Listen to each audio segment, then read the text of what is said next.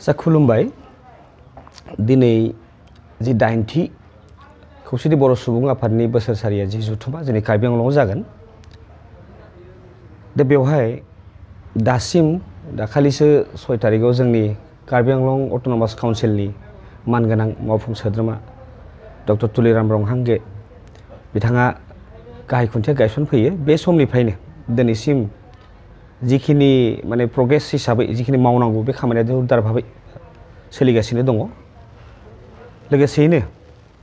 दिनैनि बे रादाबनि गेजेरजों आं बेखौनो फोसावनो लुगैदों, दुर टु दुर जेसेबां हायो एसेबां बे खैदिननि बिथोरावनो जों फोसावनायनि सिन्था धाराखौ लादों आरो पस्टारा जों दिनैनिफ्राय रानजेनबाय। दिनै खैटामान डिस्ट्रिक्टआव जों हरजेनबायानो आरो नै दा जोङो मोनफ्रोमबो आसामनि सिङाव थानाय मोनफ्रोमबो डिस्ट्रिक्टआव जों हरनायनि सिन्था धाराखौ लादों दिनैनि बिथोरावनो जेथ' हायो एथ' थाबनो। दा बिनिखायनो दिनैनि बे खौरांनि गेजेरजों आं बेखौनो खावलायनो लुगैदों, जोंनि कार्बि आंलंआव जानाय जि 80थि बोसोरसालिया खौसेथि बर' सुबुं आफादनि जि जुथुमा, बे जुथुमायाव साफ्रोमबो बर' सुबुंफ्रा जाहाथे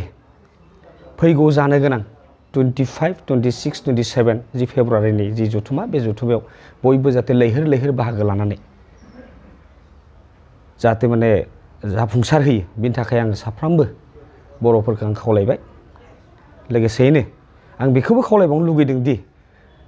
दाखालि 6 तारिखनिफ्राय जि खुन्थिया गायसनजेननाय बे समनिफ्राय जों जिबायदि मोनसे खामानिखौ मावफुंगासिनो दङ, मावलांगासिनो दं, दा बाहाय जोंनि साब कमिटिनि सिङाव थानाय मोनफ्रोमबो साब कमिटिफ्रा माने देहायै मोदोमै होनानै मावफुंनो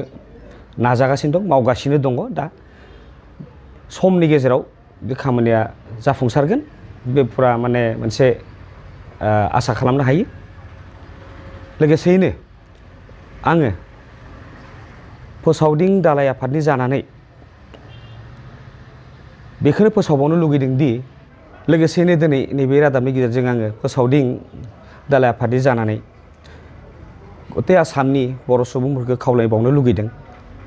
जाहाथे फैगौ जानो गोनां कार्बि आंलंनि जिथु बोसोरसालिया जुथुमा, बे बोसोरसालिया जुथुमायाव बयबो लैहोर लैहोर फैनानै जोंनि बे बर' खौसेथि सुबुं आफादनि जि जुथुमा, बे जुथुमाखौ जाहाथे जाफुंसार होयो, बेनि थाखायनो आङो गंग्लायो साफ्रोमबो आसामाव थानाय, लोगोसे आसामनि बादै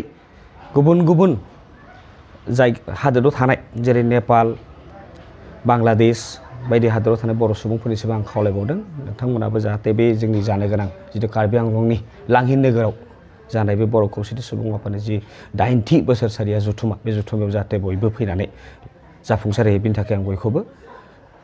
फोसावदिं दालाइ आफादनि जानानै गंग्लायै खावलायबाय। गोजोन्थों।